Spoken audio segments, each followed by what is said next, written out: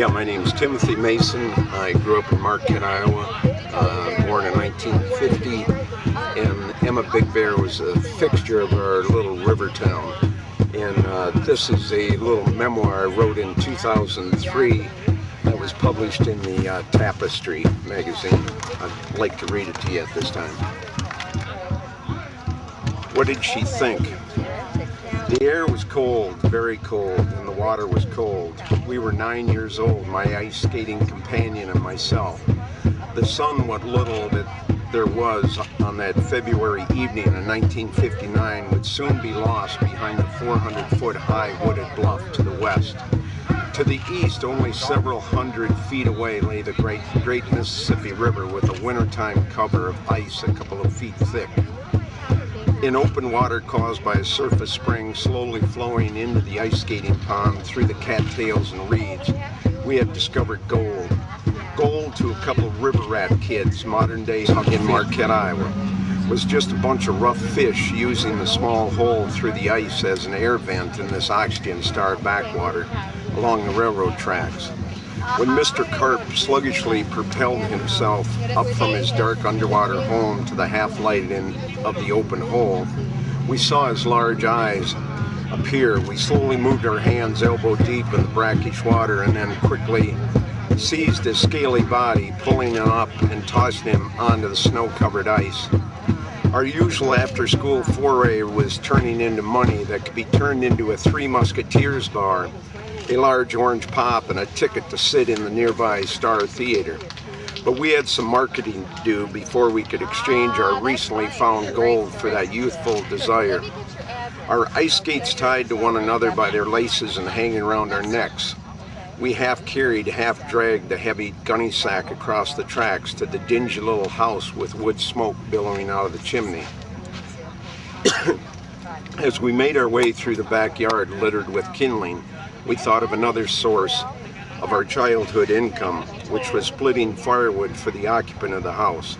Our hearts pounded a bit as one did not knock on this door casually.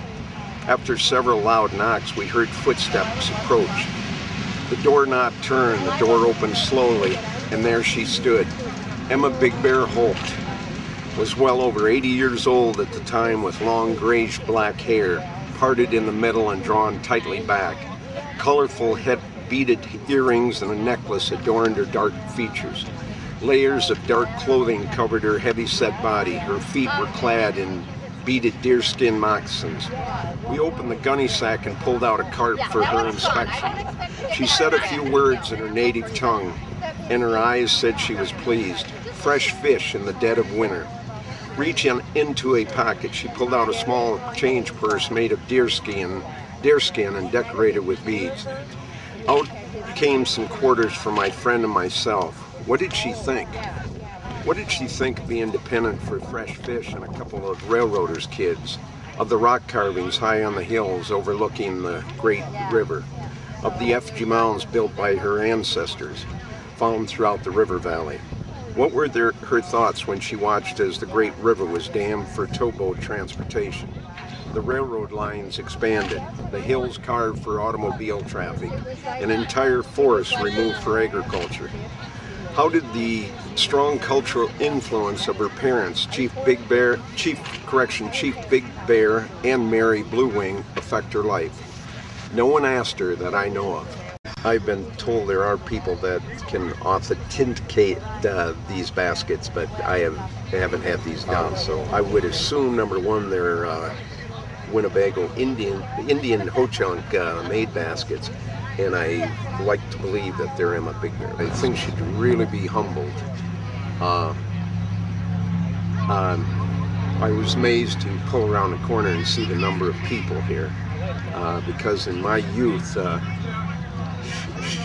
she was common sight in Marquette, but how should I say this? She wasn't, people wouldn't necessarily walk across the street to greet her with warmth and kindness. Although everyone was kind to her, she was more or less just taken for granted and living an old cultural way.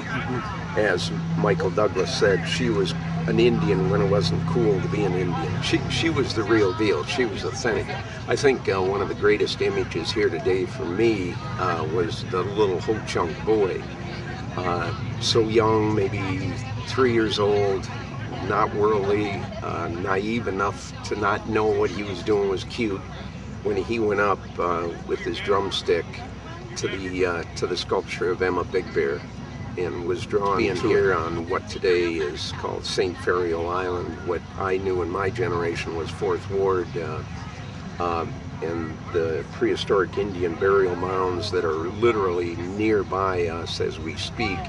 This is truly sacred ground, truly sacred ground. The location of the Great Council of 1825, the Indian mounds that remain, the fact that it's a river island, this is sacred ground, this very powerful place. And I think listening to the beating of the Ho-Chunk drums, I think brought that all together also.